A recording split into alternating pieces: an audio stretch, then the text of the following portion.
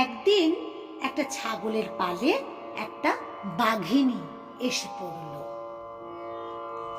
বাঘিনীটি ছিল গর্ভবতী, তাই ছাগলগুলিকে আক্রমণ করতে এসে নিজেই প্রসব যন্ত্রণায় ছটপট করতে করতে একটা বাঘছানার জন্ম দিয়ে মারা গেল।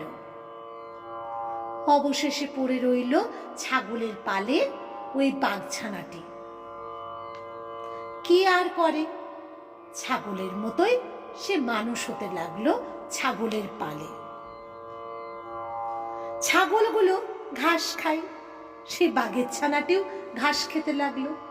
ছাগলগুলো ভ্যা ভ্যা করে, বাঘছানাটিও ভ্যা ভ্যা করতে শুরু করলো। ক্রমে ক্রমে বাঘছানাটি বড় হতে লাগলো।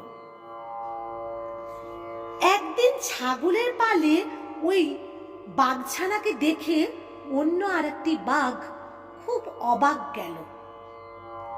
সে ঘাস খেত বাঘটাকে দেখে এতটাই অবাক গেল, তখন সে দৌড়ে এসে এই বাঘছানাটিকে ধরল আর টেনে হিঁচড়ে জলের কাছে নিয়ে গেল আর বলল, দেখ, ভালো করে দেখ, জলের ভেতর তোর মুখটাকে যে দেখছিস সেটা আমার মতো কিনা। তুই খানিকটা মাংস খা, এই নে মাংস খা, এই যে খানিকটা মাংস, এইটা খা।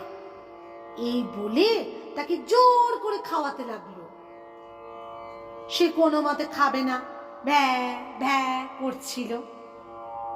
রক্তের আস্বাদ পেয়ে খেতে আরম্ভ করলো। নতুন বাঘটা বললে, এখন বুঝছিস তো, আমিও যা তুইও তা,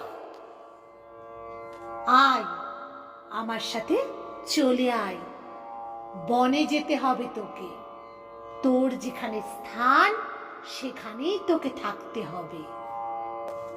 এই অর্থে ঠাকুর বোঝাতে চেয়েছেন, তুমি যদি গুরুর কৃপা পাও তবে আর কোনো ভয় নাই। তোমার যত ঝড়, যত অশান্তি সব থেমে যাবে। তুমি যদি ভুল পথ অবলম্বন করো, বদ সঙ্গে বদ নেশায় পড়ো, কিন্তু দিনের শেষে যদি তুমি গুরুকে স্মরণ করো, গুরু ঠিক তোমাকে সঠিক পথ দেখাবে। এই বাঘ আর এই ছাগলের গল্পে সেটাই গুরু বোঝাতে চেয়েছেন, যে ঠাকুর বোঝাতে চেয়েছেন যে সদা সর্বদা গুরুর নাম করো, গুরু তোমাকে কৃপা করবেই। গুরু তোমাকে জানিয়ে দেবেন তুমি কে, তোমার অস্তিত্ব কি, তোমার স্বরূপ কি। গুরু যে তোমার আয়না গো, গুরু তোমার আয়না।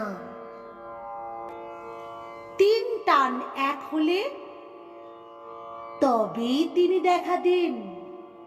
বিষয়ী বিষয়ের উপর, মায়ের সন্তানের উপর, আর সতীর পতির উপর টান। এই তিন টান যদি কারো একসঙ্গে হয়, সেই টানেই তিনি গুরু লাভ করতে পারে। গুরুকে তোমাকে এমন ভাবে ভালোবাসতে হবে যেমন মা ছেলেকে ভালোবাসে, সতী যেমন পতিকে ভালোবাসে, বিষয় যেমন বিষয়কে ভালোবাসে।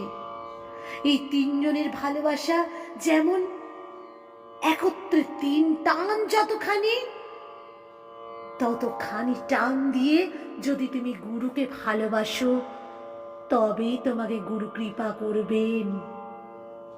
তাই ব্যাকুল হয়ে ডাকা চাই। বিড়াল ছানা কেবল মিউ মিউ করে মাকে ডাকতে জানে। মা তাকে যেখানে রাখে সেখানেই থাকে, কখনো হেসালে, কখনো মাটির ওপর, কখনো বিছানার উপর রেখে দেয়। তার কষ্ট হলে কেবল মিউ মিউ করে ডাকে, আর কি কিচ্ছুটি জানে না। মা যেখানে থাকুক, বিড়াল ছানাটির শব্দ শুনে মা চলে আসে।